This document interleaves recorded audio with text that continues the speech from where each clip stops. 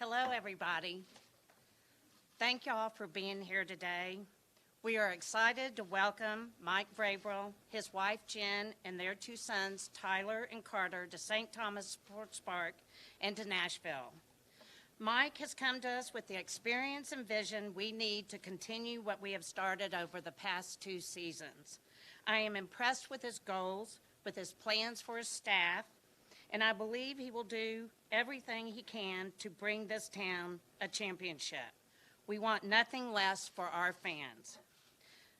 John and Mike have known one another for years, and I have asked John to introduce Mike to all of you today.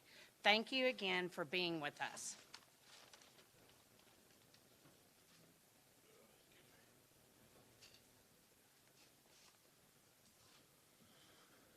Good afternoon. 1 week ago, I stood here and spoke about moving forward, building on the foundation over the last 2 seasons. Today, we take that next step. I've watched Mike Vrabel firsthand as a player. He's one of the toughest players, one of the smartest players on those New England teams. He was a demanding teammate. He was a selfless teammate. And above all, for him, it was always about doing what is best for the team and winning. He quickly transitioned into the coaching ranks and rose through those ranks. Mike has a great presence, excellent leadership skills, excellent knowledge of the game, and I am extremely proud to be partnered with him as everyone in this organization, works together as a team toward our ultimate goal of bringing a championship to this great city, this great state, and our outstanding fan base. Welcome to the Titan family, Jen, sons Tyler and Carter, and the 5th head coach in Tennessee Titans history, Mike Vrabel. Sounds pretty good. You can clap. You can clap for your dad. Thanks, John. First, I would just like to thank Amy, Kenneth, and the rest of your family, John, for the opportunity to sit in front of you last Thursday and share my vision with you guys about leading this team to the next level. I want to thank you. I want to thank Mr. McNair and his wife Janice and the Houston Texans for their support that they showed us and my family. They're great people. They're great owners. Lucky to have worked for them. After Amy called me Saturday, I called Mr. McNair. He was proud of me and he was happy, and he said, I'm going to root for you except for 2 times a year. So I told him I'd do the same thing. I'd like to thank Bill O'Brien for giving me the opportunity to come to the National Football League. I'd like to thank my wife, Jen, my boys, Tyler and Carter. It's not easy, supporting boys that love football and dads that coach football and play football. They've been around the NFL locker room since they've been born. I'm not proud to say this, but I'm just going to tell you about my wife. She gave birth to Carter. I missed it. I was at practice. She was in Ohio. He came early. He flipped. They had to take her, and I showed up 4 hours late, because I was playing football, and she was having a baby. So I love her to death. She's been through a lot, and she understands this league. She challenged me to get into the NFL after spending some time at Ohio State. I'd like to thank my parents. They raised an only child who had everything he wanted.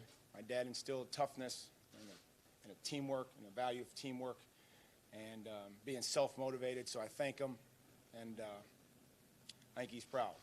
So with that, I'll take any questions. I'd love to talk about our team, talk about our vision, where we're going, and go from there. Mike, what is your vision as head coach of this football team? Well, John and I share a lot of alignment and loyalty in finding the right types of players. We talk about the right 53, not the best 53. So when you talk about a vision, we want a big, fast, strong, smart football team, that's discipline. I think when you talk about discipline, not jumping off sides late in the game, when you're disciplined, you're able to take advantage of the other team's mistakes. And we won't make critical mistakes. We're going to do everything we can not to make critical mistakes. So, we're going to try to be as a disciplined football team as we possibly can. How's your vision for Marcus Mariota? How important is your relationship with the GM?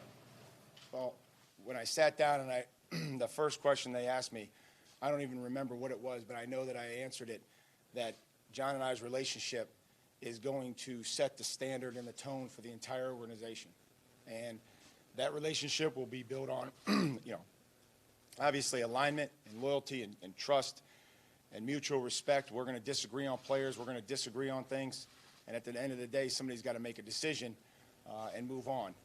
But I said that will be the most critical relationship in the building. When we walk out of his office or we walk out of my office and we walk down the hallway, people are going to look and they're going to notice what's going on with Mike and John. Like, are they together? Are they, and we are going to lead my staff, his staff, and the entire building with that in mind. What's your vision for Marcus Mariota? Yeah. I'm able to talk to Marcus last night. Again, was trying to sit down with dinner last night with my family. Jen drove over from Houston, and Marcus called and returned my call. And I was like, sorry, guys, you're going to take another back seat to the quarterback, so I'm going to take this one. And so the vision is that we're going to do things that are going to help them. We're going to put guys around them that are going to help them. We're going to get them to play with confidence. We're going to get them to play energetic and bring the passion of football out that he's so capable of showing. That's my idea for him. And there's not going to be a greater relationship that I need to foster and develop than the one with our starting quarterback. Would he have any say in, or would you like him to meet with your coordinator candidates before you make a decision? I've got a lot of respect for guys in this league, but, we're not going to go down that path. That's not something that we're going to do. That's not something that I believe in. Certainly would like to get their feedback and understanding. And, this is a trust process. There's coaches in this league and there's players.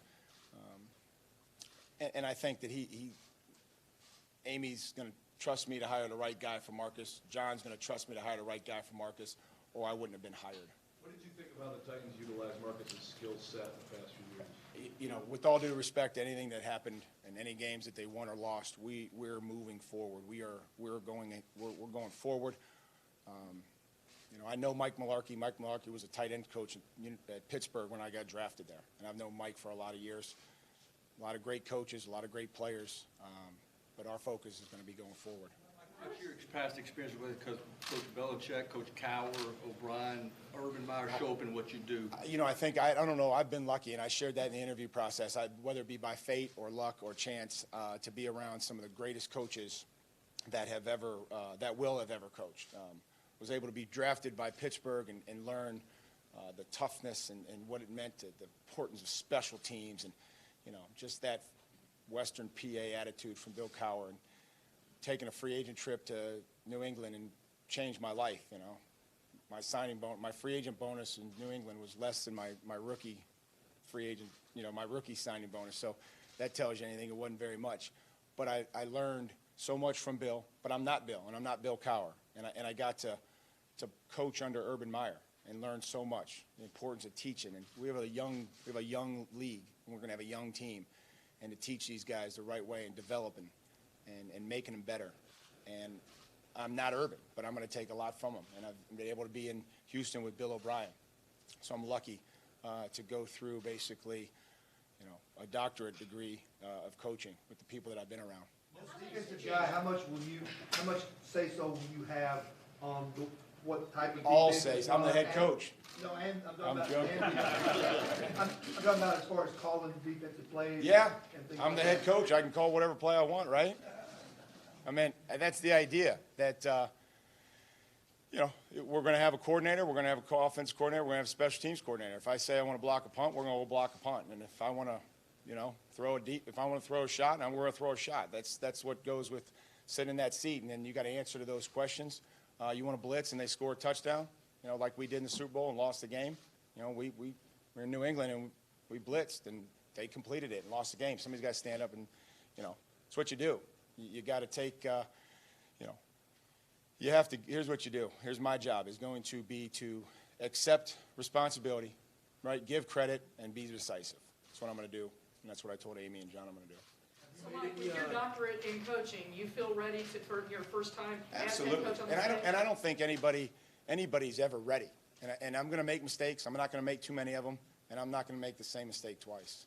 Coach, if at all, how far along are you in putting together your staff, and what is your timetable? Yeah, I don't want to put a timetable on it because I want the right guys. And John and I are working through it, and you know, there's a lot of guys out there that I want to coach and I want to have a part of the Titans moving forward.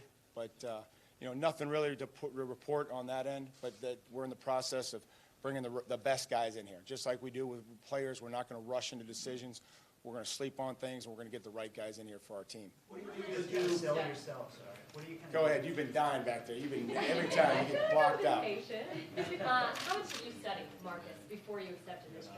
Did you have to feel like I have a franchise quarterback to take the job? I would no, because there's different. You know, there's going to be ways. I mean, he may or may not play every single game. I mean, there's ways to win games in this league without a franchise quarterback. We've got one, and we're going to develop them. And you know, so I don't think that that's a critical factor. I think what it is it's got to be the right fit. You know, you have to sit down with the owner. You know, told Amy, I said when I left, I wanted to give her a hug, but I didn't think it was appropriate. And when she said, "Well, when you come back here, then you can give me a hug." But there was just a connection there. Then you know, it's got to fit with the general manager and you know, the town, the city. It's got to be right for your family. So there's a lot of factors that go into taking a job. What were your thoughts of Marcus when you schemed against him at the Texans DC? One more time, I'm sorry. What were your thoughts of Marcus when you schemed against him? We were scared to death. You know, he pulled a football on Jadeveon Clowney and ran 40 yards. And thank God he pulled his hamstring running 40 yards. That game wouldn't have been what it was that day in Houston. So he's a special talent. You know, he's a special kid, and I can't wait to work with him and help him through, you know, taking that next step in his career. But you know, you get a quarterback that pulls it on JD, you know, you better have you know, some cojones, because JD normally swallows those guys up. You spoke about talking to Marcus last night. Before April and the official start of the offseason, to what degree are you able to be in contact with guys? Limited, like normal conversation. I think there's rules in place that, you know, we're not allowed to talk about there's certain things that we can't talk about, and there's certain things that we can. And, you know, I've seen a few players in the building already, and that's going to be important to me, that these guys are able to figure out who I am. You know, it was pretty cool. Like Taylor Lewan said, "Hey, I've been following your son." He looked at Tyler. He's like, "I've seen those huddle highlights." And, you know, that's pretty cool. You know, they play the same position, and I know that, you know, Tyler watches him and watches how he plays. And so I've always wanted my kids to be around good locker rooms, whether that be in New England or when I was playing or here as a coach, because I want them to see what good players look like, but better husbands and better fathers and better teammates. So it's important to me that we get great guys in here, and we go from there. In your opinion, kind of what does it take to set the tone in that locker room and get everybody behind you? Well, I don't think I have to go ahead and, you know, do anything special. When I stand in front of these guys on April 2nd and they look at their head coach, I will have been every single one of those players in those seats. I will have been the rookie that got drafted, that was having a tough time, that maybe wasn't developing as fast as the coaches would have liked. I will have been the core special teams player. I would have been a starting linebacker that was expected to make some plays because he was a high-priced player. I'll have been the aging veteran that needed to be a great leader, or I'll have been a team captain. So I'm going to have a great opportunity to share my story and what I've been through with each one of those players. And so I'm not going to do anything special. I'm just going to tell them who I am and say, you know, where are you at in your career? Here's where we need to make you better. Here's what I see. This is what you do well. This is what you don't do well. And we're gonna work together to fix whatever you don't do well. You lived that arc as a player, but as a coach, you're still really young. Do you feel like you need like a grizzled veteran on your staff? I don't want to put stereotypes on the guys that I have. I'm not going to put the staff together like saying that I have to have a guy that they're going to be great teachers. They're going to have passion and energy for football, for making players better. I believe that players are more important than plays. and it's always going to be about that. It's never going to be about the scheme. Well, another thing I told Amy, said my job is going to make sure that the players know what to do and that they play fast and aggressive. And if we go into games and we're not sure of things, then it's my job as a head coach to take them out and say they don't know it, they can't play fast and aggressive. Because when that situation, 4th down yesterday, and somebody's got to make a play, I'm pretty sure that Stephon Gilmore knew what to do, and he played fast and aggressive, and he was able to make the play to win the game and put his team in the Super Bowl. Are you a 3-4 team out of the gate? What we are is we are going to work, and I have a philosophy defensively that we're going to have coverage consistency, and we're going to have front multiplicity. And so we have great players. We're going to introduce our coverage concepts to them. That's going to remain consistent throughout what we do. And then we're going to have guys up front that may be geared towards an under defense, over defense, 3 down, 5 down. We're going to have a lot of multiplicity in our front. So it's coverage, consistency, front multiplicity. How important is coaching experience in your opinion? You know, I think that the right experience is important. I don't think that just experience is good. I mean, I think the guys that have been coaching 2 or 3 years could be just as good as a coach that has been coaching 30 years. I'm not really sure. You know, I want the right guys who've been through some battles that are loyal. And so maybe those guys have been around 30 years. Some of those guys are young coaches that you have faith in, that you want to develop and have a part of your staff. Do you frame the offense the way you frame the defense there with the coverage versus the front? What do you envision being kind of the base? Sure. Yeah, I mean, I think that we're going to run the football. We're going to run it from the quarterback being under center. We're going to run it from the quarterback being in gun. We're going to give Marcus some easy access throws, whether that be, you know, RPOs or run reliefs. I mean, we're not going to run it into 8 or 9 guys, and we're not going to be silly. We're going to throw some. I believe in screens. I believe in play action, things that he does well. I mean, we were scared to death again when we do the stats and we run the statistics, and he's averaging 17 or 18 yards of completion in play action. Those things scare you as a defensive coordinator. Those are big plays that change field position. So those are things that we believe in, but we're going to run the football, and we're going to do it from different ways, different backfield alignments. What's the balance of using Marcus's athleticism but also keeping him protected? Right. I mean, we never want to put him in harm's way. We don't want to sit there and run him for the sake of running him, but we want to make sure that people that know he's back there and can run. And we've got a lot of experience with watching Deshaun and what Billy was able to do with Deshaun this past year. Mike, how far away do you think this franchise is from getting where it ultimately wants to go? You know, I think to get to where you ultimately want to get to go is you got to win the division. You have to win your division. You have to host playoff games late in January. Both teams yesterday played those games at home, and I think that has a big factor in getting to where you want to go. So the first thing we're going to do is we're going to do everything we can to win the division, and our division's gotten better since I was in Houston. And you watch it, it's changed. So we got our work cut out for us there. But then once we do that, that allows you to host some home playoff games, and then try to go from there. What do you make of taking over a group that's coming off of back-to-back winning seasons and their first playoff berth in a decade? It's an amazing opportunity. It's an amazing opportunity that I'm able to stand here before you with a team that's been to the playoffs. But that's not the goal. Every year is different. Every year in this league is different. There's going to be new coaches. There's going to be new players.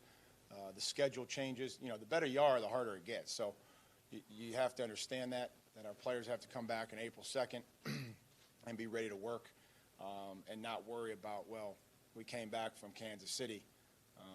Because ultimately, you have to go on and you have to move on and you have to play the next week until they don't have any more games for you. You're going to start from zero in terms of building the locker room, or this was a locker room that was unified with Mike? How do you kind of? Yeah, I mean, I think it's a good locker room. I think everything that I've heard about it and the guys that I've talked to today and the guys that I'll continue to talk to tomorrow, I'm going to reach out to every one of our players. I mean, I don't know any different.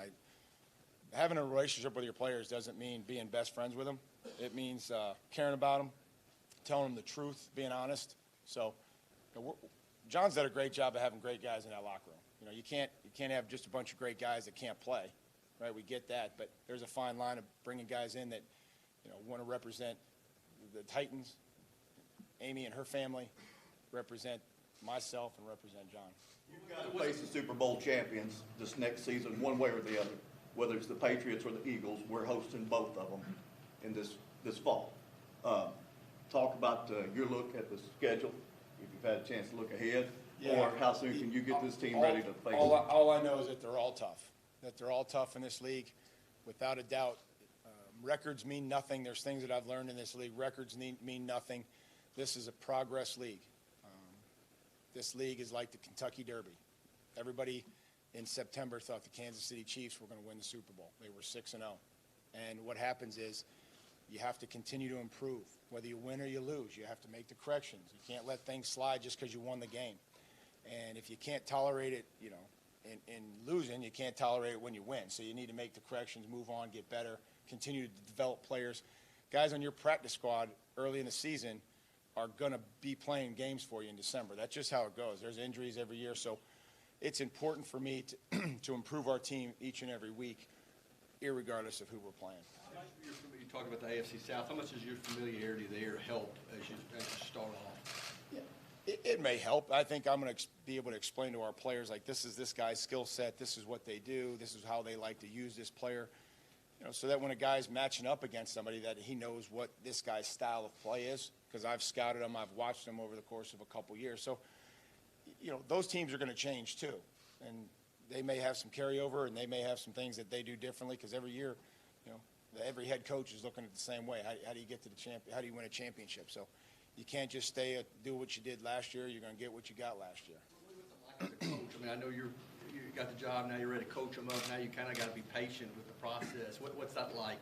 The process of not being able to coach players, it's brutal. It's the worst part of my job. The only reason I'm in this profession after winning, which is obvious, is to develop players. There's nothing greater than watching somebody practice something and try something and be creative and do something different, and then that player finally gets it. I've seen it with my own kids, and there's no other reason that I would coach other than to win, is to watch a player improve, develop, and go out there and have success. And we've done that, and I will continue to do that. You and John both spent a lot of time in New England, somewhat of the Patriot way, so to speak. Yeah. Ingrained in what you do here.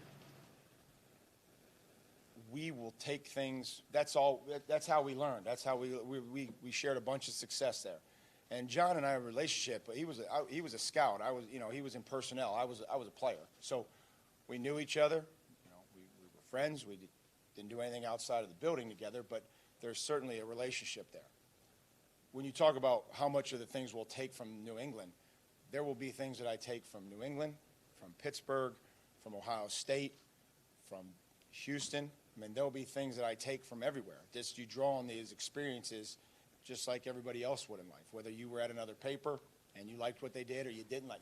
The nice thing is now is there's things that I didn't like that Billy did, I get to change. I get to change them. So there's things that I like that he did, I get to use them. What's the biggest adjustment? George said you're a guy who's not afraid to challenge any. Except Eddie, How important is that in your process of development? I just felt like, as a player and as a coach, that there's a right way and a wrong way, and a part of a leader is when you see something that's not right, you say something. You stand up for what you believe in, and this is a big boy business, and sometimes there's confrontations. They're respectful, but if I figured that I was working and I was going hard, that everybody else should should as well. What's to the next week in regards to Senior Bowl practices while trying to get a staff together? Well, up until Saturday, I was coaching in it, so I won't have to coach down there. We'll evaluate some players, and we'll begin to talk about guys that we like and guys that who stand out. It'll be fun or interesting to watch guys that I just coached with for 4 years coaching on the field. That'll be interesting, but we'll go down there for a few days, and then we'll come back here and get back to work. Personnel. The role that I'm going to have in personnel is continued conversations with John. And John and I, again, there's no secret, John has the final say over 53. But if we don't agree on 1 through 52, it's not going to matter. Like, maybe we're going to have a conversation on the 53rd guy, and then John gets to pick who he thinks is the 53rd guy. But if we don't agree on 1 through 52, probably hired the wrong guy. From your vantage point, how have spread concepts coming in with this generation of quarterbacks changing the game? How receptive to that do you need to be on offense? The NFL has the greatest farm system in the world. We pay our farm system coaches $10 million to develop players. Nick Saban is our farm system. Urban Meyer is our farm system. So those are the types of players that they're developing. Those are the types of players that are playing in high school. That's where the game's at. I mean, Tyler's team didn't have a tight end in the school, let alone one on the roster. And so, we're going to find those types of players, but that's where the game's at. You have to try to be creative in what you're doing. You have to cause conflict. That's what these guys are doing. They're taking great athletes and they're putting them in good positions to succeed. And so we're going to do similar things. But again, we're never going to put our quarterback in harm's way. I heard somebody bring up Hugh Freeze as somebody you might look at as a possible offensive coordinator for this job. Would you consider somebody like Hugh Freeze to, along those lines? I think that what we're going to try to do is we're going to try to bring in the best guys, the right guys, and whether that's Hugh Freeze or whether that's anybody else, we're not going to put a timeline on it. I'm going to try to get the best guy in here. And with respect to a lot of those coaches that have current situations, it's not fair for me to mention anybody by name. His versatility as a player, you caught 10 touchdown passes. How important is that to you? It was more than that.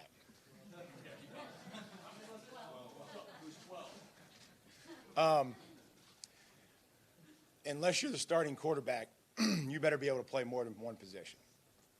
We only get to bring 46 guys to the game.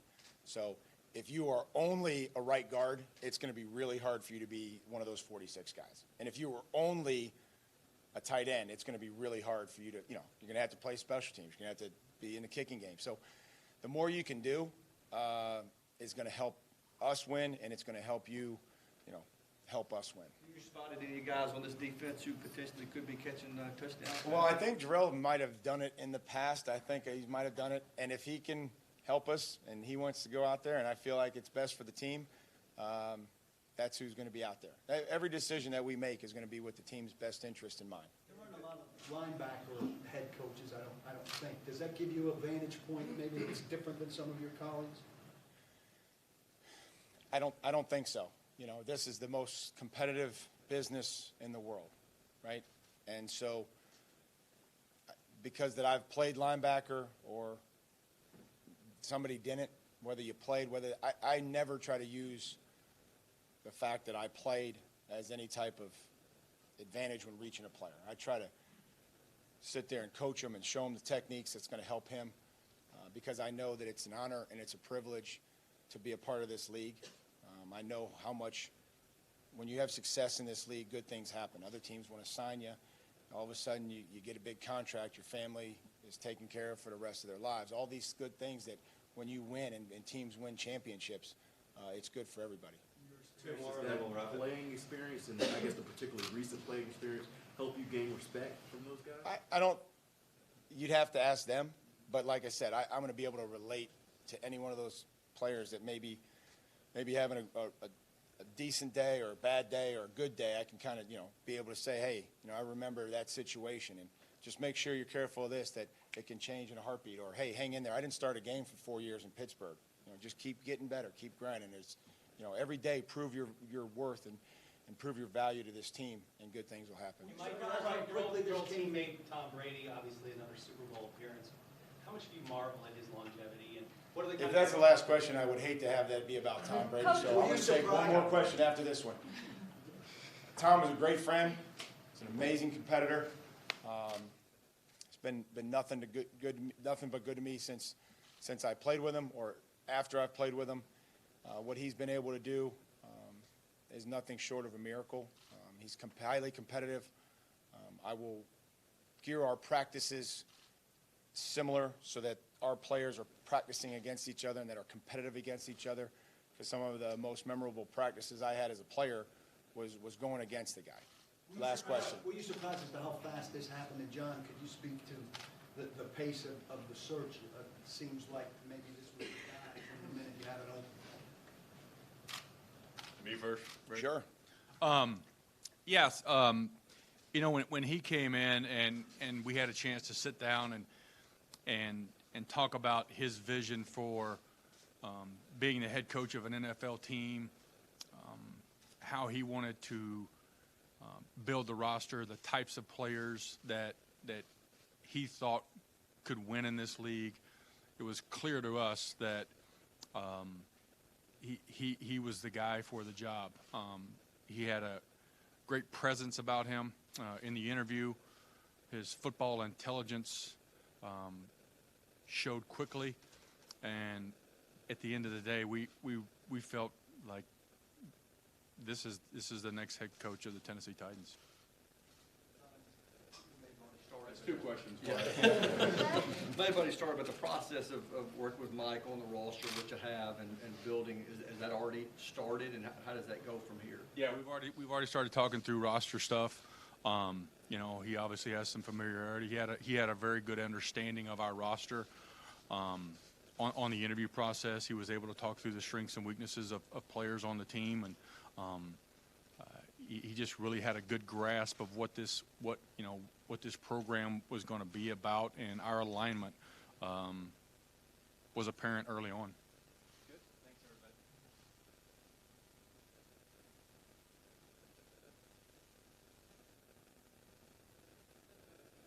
Best to be respectful.